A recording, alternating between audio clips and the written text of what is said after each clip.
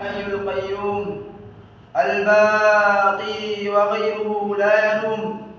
رفع السماء وزينها بالنجوم، وأمسك الأرض بجبال في التخوم، صور بقدرته هذه اللصوم، ثم أماتها ومعه الرسوم، ثم ينفخ في الصور فإذا الميت يقوم، ففريق إلى نار النعيم وفريق إلى نار السموم، تفتح أبوابها لكل باب منهم جزء مقسوم. نشهد أنه قد بلغ الرسالة وأدى الأمانة ونصح الأمة وجاهد في الله حق جهاده وتركنا على المحجة البيضاء ليلها كنهارها لا يزيغ عنها إلا هالك. أحبنا في الله، أولا أوصيكم بتقوى الله تبارك وتعالى. إخوة الفضلاء الكرماء، أدعوكم في مشارق الأرض ومغاربها لهذه الكلمة العظيمة والتي بعنوان من أفضل نعم الله تبارك وتعالى. إن وجب الله بعدكم شكر الله تبارك وتعالى نكم تكيا من آمنتم عليه الصلاة والسلام. Allah Jalla waala amewaandalia daraja kubwa kwa wale wenye kushikamana na jambo zima la kumwogopa Allah tabarak wa taala. Allah amesema innal muttaqina mafaza, kwani wale ambao wacha Mungu ndio ambao kwamba wale wenye kupambana kumwogopa Allah, wale wacha Mungu ndio ambao kwamba watafaulu mbele ya Allah tabarak wa taala. Ahibana fillah, yenye wajaba Allah yaqul Allah tabarak wa taala tilka aljannati allati nurithu min ibadina man qala taqiya. Kwenye hii aya Allah tabarak wa taala akiwazungumzia kwamba wacha Mungu ndio ambao kwamba watairithi pepo ya Allah tabarak wa taala. Ahibana fillah, leo uwezo wa Allah tukumbushana katika miongoni mwa neema kubwa za Allah tabarak wa taala, neema kubwa za Allah jalla wa ala kwa waja wake. Ahibana fillah, neema za Allah jalla wa ala ni nyingi, lakini leo uwezo wa Allah tunazungumzia baadhi ya neema za Allah tabarak wa taala. Kianza jambo la kwanza, elimu. Ndugu Islam, tufahamu ya kwamba fa inna min afdali ni'amillahi, katika miongoni mwa neema kubwa ya Allah jalla wa ala kwa waja wake ni kuwajalia elimu. Elimu ndio ambayo kama ndugu Islam itakuongoza katika yale mambo yaliyokuwa mazuri. Utamfahamu Allah tabarak wa taala, utamfahamu Mtume alayhi salatu wassalam, utamfahamu Allah jalla wa ala. Ukole kumfahamu utakapokuwa umeshikamana na jambo zima ukawa na elimu. Kama utamfahamu Allah na vile vile utakuwa ni mwenye kumwogopa Allah tabarak wa taala. Ahibana fillah, Allah jalla wa ala anasema kwamba yarfa'illahu alladhina amanu minkum walladhina utul ilma darajat. Allah jalla wa ala anawanyanyua wale ambao kwamba walioamini miongoni mwenu na wale ambao kwamba Allah jalla wa ala aliwapa elimu kwa daraja mbalimbali. Qala al-ulama al-mufassiruna fi hadhihi al-aya, wanawachuoni wale mufassiruna wakizungumza hii aya, yarfa'illahu alladhina amanu minkum walladhina utul ilma darajat. Qala al-mufassiruna ad-daraja hiya al-janna. Wanawachuoni kwenye hii aya wakasema kwamba daraja hapa maana yake ni pepo. Allah jalla wa ala anawanyanyua daraja ya pepo kwa wale ambao kwamba Allah jalla wa ala aliwapa elimu. Kwa ndugu Islam, tunaona kwamba hii neema ni neema kubwa sana. Muislam daima hapana budi ujifunze kuifahamu dini Allah tabarak wa taala. Allah jalla wa ala akawazungumzia waumini wale, halafu Allah akawataja maalum wale ambao kwamba waliokuwa na elimu, walladhina utul ilma darajat, na wale ambao Allah aliwapa elimu kwa daraja mbalimbali. Ndugu Islam, na ukiangalia ubora wa elimu, amesema Allah jalla wa ala innama yakhsha Allah min ibadihi alulama, katika wale waja wa Allah wenye kumwogopa Allah, kula kumwogopa ni wale ambao kwamba wanawachuoni, na wanawachuoni wale ambao kwamba waliosoma. Kwa ndugu Islam, kwa maana ukitaka kumfahamu Allah, kula kumfahamu, hapana budi kushikamana jambo zima la kusoma, kuifahamu dini ya Allah tabarak wa taala, kule kuifahamu. Na ndio maana Allah akasema innama yakhsha Allah, hakasi zinginezo wale wenye kumwogopa Allah, kula kumwogopa ni wale ambao kwamba waliokuwa na elimu. Wale waliokuwa na elimu ndio ambao kwamba wanashikamana na jambo zima la kumwogopa Allah tabarak wa taala.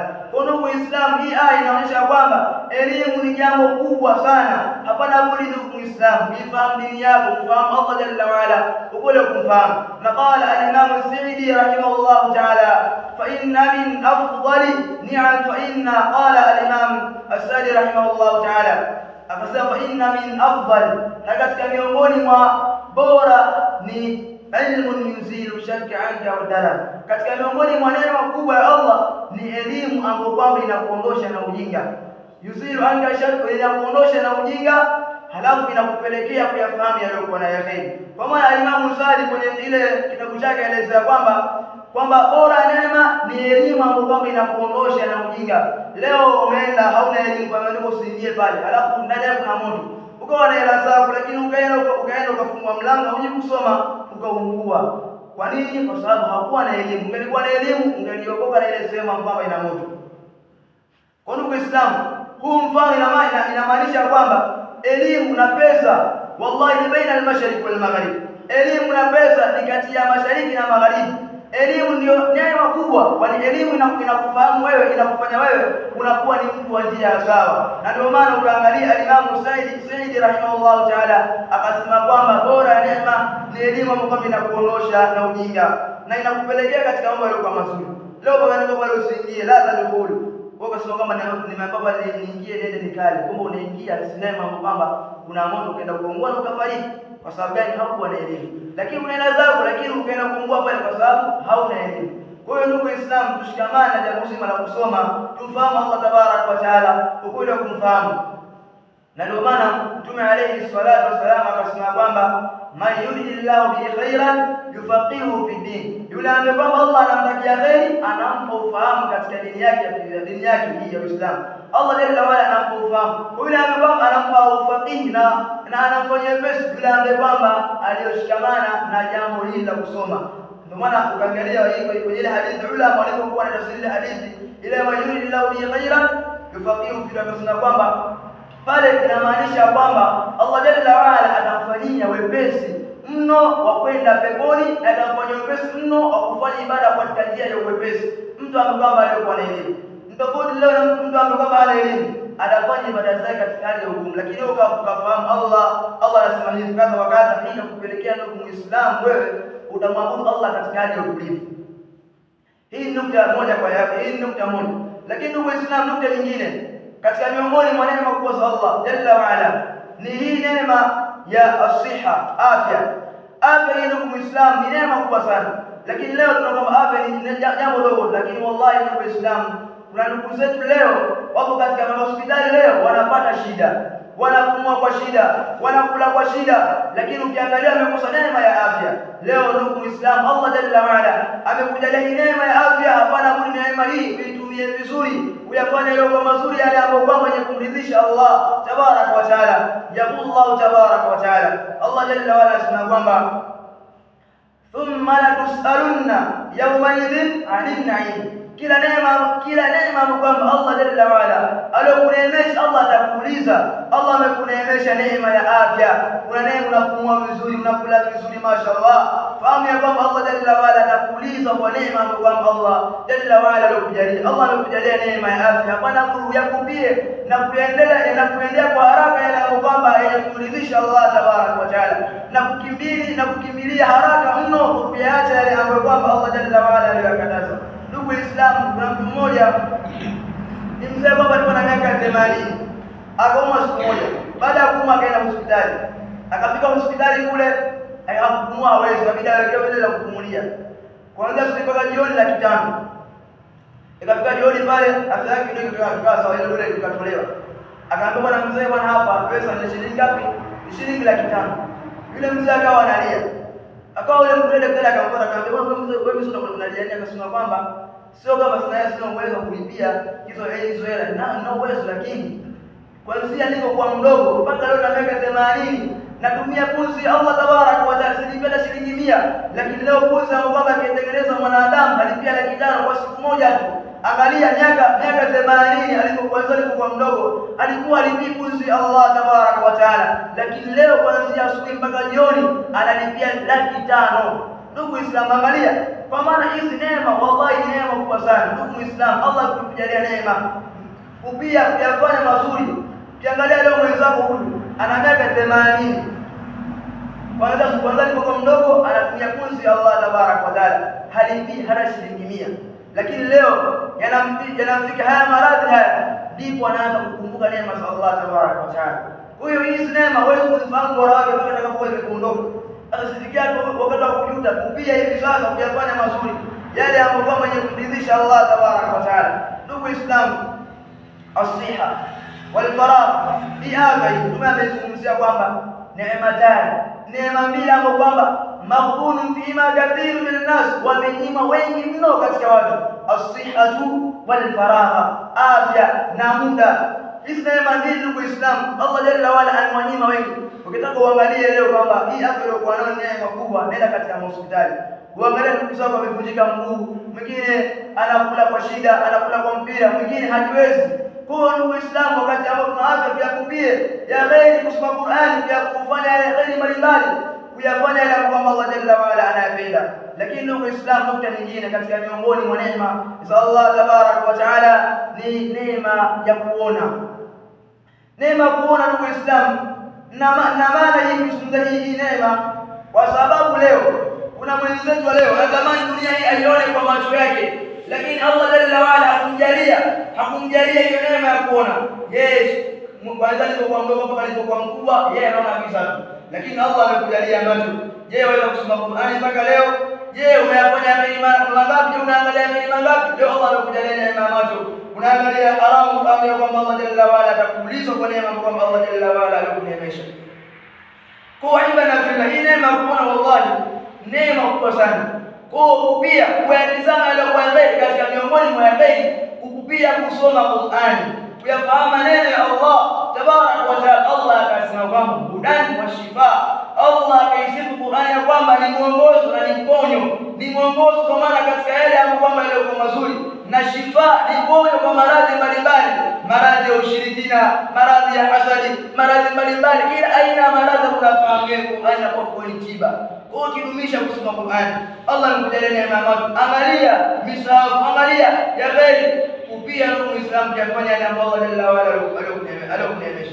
Kwa ndugu Islam, hizi neema wallahi hapana budi kila mmoja wetu afahamu kwamba Allah jalla wala amempa neema kubwa sana. Na ndio maana Allah akasema lao mwanadamu atakaa aanze kuzihesabu neema za Allah, wallahi hawezi kuzihesabu neema za Allah tabaraka wa taala. Kwa neema ya kuona. Lakini ndugu Waislamu, neema nyingine katika miongoni mwa neema za Allah jalla wala ni neema ya kusikia. Hii neema kusikia, wallahi ndugu Waislamu, ni neema kubwa. Ukiangalia leo tunaenda kusikiliza mpira mara ngapi? Tunaenda kusikiliza muziki mara ngapi? Tunaenda kusikiliza porojo mara ngapi yale ambayo kwamba hayapendi Allah?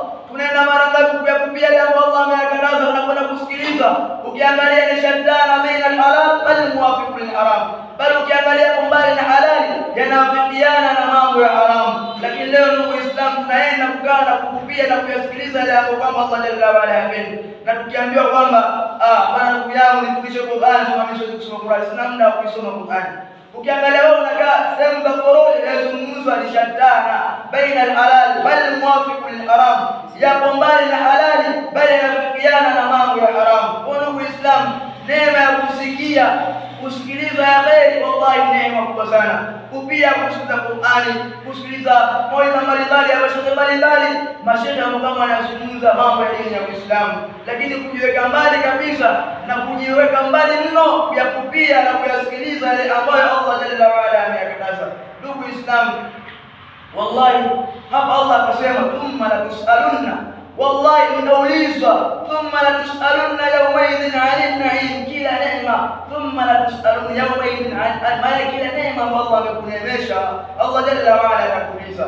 Allah amekujalia neema ya kusikia, kwa maana sikiliza darasa mbalimbali, sikiliza Qur'an, sikiliza mawaidha mbalimbali, lakini achana na kuyasikiliza yale ambayo Allah jalla wala ameyakataza. Ndugu Islam, nukta nyingine ni nukta hii ya neema ya akili. Akili neema kubwa sana, lakini hii neema wallahi hawezi kuifahamu kile kiwango chake mpaka utakapoielewa hii neema itakapokuwa imeondoka, au pia kuangalia wale wenzako kwamba Allah jalla wala amenyima hii neema. Hii neema ya akili kwa Uislamu, al-awwal huwa alladhi, akili ni ambayo kwamba yumkinuka inakuwezesha wewe kuifahamu haki na batil. Akili leo unafahamu ni haki unaipata, unaifahamu ni haramu unaiacha, kwa akili ambayo Allah amekujalia. fa inna min afdali ni'amillahi, katika miongoni mwa neema kubwa mno ya Allah, katika miongoni mwa neema kubwa, neema ya Allah jalla wa ala, neema ya akili. Fa inna min afdali ni'amillahi ni'matul aql, hii neema ya akili kwa Uislamu. Al-aql huwa alladhi, akili ambayo yumkinuka an ta'rifa ala anna hadha al-haqq, unafahamu haki unaipata kwa sababu ya akili ambayo Allah jalla wa ala amekujalia. Ndugu Uislamu, akili ndugu Uislamu kwa, na ndio maana ukiangalia wanaona kusema kwamba laysa al-jamal, si uzuri mtu kufahamu mzuri, bali al-jamalu al-aql wal-adab, akili na adabu, hiyo ndio uzuri wa mwanadamu. Uzuri si kufahamu mzuri, la, uzuri wa mwanadamu ni kuwa ana akili, halafu ni kuwa ana adabu. Ukishakuwa na akili unafahamu hii kwamba umechanika, ngoja nikabadilishe. Ana adabu, watu watakuwa ni wenye kukupenda. Kitakapokuwa hauna adabu, unayafanya ile ambayo Allah jalla wa ala anakataza, haya wallahi ndugu Uislamu atakufanya ndio ule uzuri wako kwa akili. Na ndio maana mwanadamu Allah akasema ndani ya Qur'an, akamwambia mwanadamu, kwa sababu ukiangalia akili na mkono inakuongoza katika khair. Allah akapiga mfano kwa sababu yule ambaye kwamba anafanya maasi na anafahamu haya ni maasi, lakini harejei kwa Allah na anafanya kwa mbaya, Allah akasema kwamba huyu mtu ana akili. Allah amesema waqalu law kunna nasma'u au na'qilu ma kunna fi ashabis sa'id.